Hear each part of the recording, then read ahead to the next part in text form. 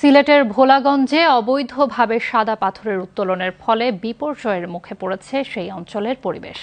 এতে ভোলাগঞ্জের প্রাকৃতিক সৌন্দর্যই শুধু নয়, প্রাকৃতিক জীববৈচিত্র্যও পড়েছে হুমকির মুখে। বিস্তারিত গোলাম মর্তুজার প্রতিবেদনে।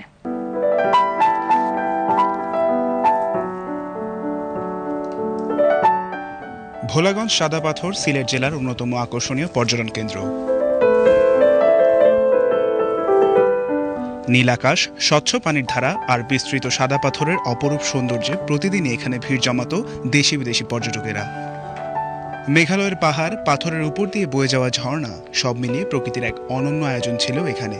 আসলে ওইখানের অ্যাকচুয়াল যে ন্যাচারাল বিউটিটা, এটা ক্যামেরায় ক্যাপচার করা সম্ভব না। আমি তো মনে করি যে বাংলাদেশের যারা প্রতিটা পর্যটন প্রেমীরই একবার ভোলাগঞ্জ সাদা পাথরে যাওয়া উচিত, এটার যে ন্যাচারাল বিউটিটা বা এটা আসল সৌন্দর্যটা উপভোগ করার জন্য। গত বছরের মতো আমাদের এই বছর একটা যাওয়ার প্ল্যান ছিল, যখন দেখতে পেলাম যে এই বছর প্রচুর পাথর সেখান থেকে উত্তোলন করা হচ্ছে বা হচ্ছে যে ন্যাচারাল যে বিউটি, এটাকে একদম ডিজাস্টার করে ফেলা হচ্ছে। এটা দেখে আমার মনটা অনেক খারাপ হয়ে যায়। এখন যদি এইরকম যে দেখা যাচ্ছে প্রকৃতিকে ধ্বংস করা চলতে থাকে, এখানে দেখা গেছে প্রকৃতির জীববৈচিত্র্য তো হুমকির মধ্যে পড়বে, সেখানে স্থানীয় যে একটা বিজনেস বসে ওইটাও একদম দেখা গেছে অনেক ক্ষতির মুখে পড়বে।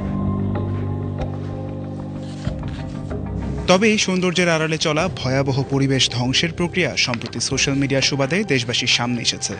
দীর্ঘদিন ধরে অবৈধভাবে সাদা পাথরের এই উত্তোলন রীতিমতো মরুভূমিতে পরিণত করেছে এই অঞ্চলকে। এ নিয়ে উদ্বেগ প্রকাশ করেছেন স্থানীয় পরিবেশ কর্মীরা।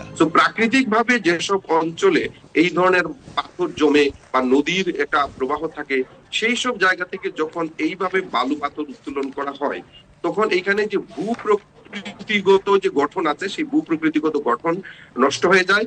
এইখানে জীববৈচিত্র্য, বিভিন্ন ধরনের মাছ সহ আরো জলজ প্রাণী যারা আছে, তাদের আবাসস্থল নষ্ট হয়। এখানে যেমন সাদা পাথর একটা স্বচ্ছ পানি, সেই পানিটা ঘোলা হয়ে যায় এবং নদীর যে স্বাভাবিক গতিপথ, সেই নদীর স্বাভাবিক গতিপথ নষ্ট হয়। এই জন্য এটা প্রাকৃতিকভাবে মারাত্মক ক্ষতিকর প্রভাব পড়ে এবং এর প্রভাব কিন্তু আশেপাশের যে জনগোষ্ঠী আছে তাদের উপরও পড়ে। ভোলাগঞ্জ এলাকা থেকে প্রায় 2 লাখ ঘনফুট সাদা পাথর সংগ্রহের তথ্য পাওয়ার পর যৌথ বাহিনীর সাহায্যে বিভিন্ন জায়গায় অভিযান চালায় প্রশাসন। গত দুদিনে এর বেশ কিছু উদ্ধার করা সম্ভব হয়েছে। সর্বশেষ গত রাতে র্যাব 11-এর অভিযানে ঢাকার ড্যামরা এলাকা থেকে 40,000 ঘনফুট সাদা পাথর উদ্ধার করা হয়েছে।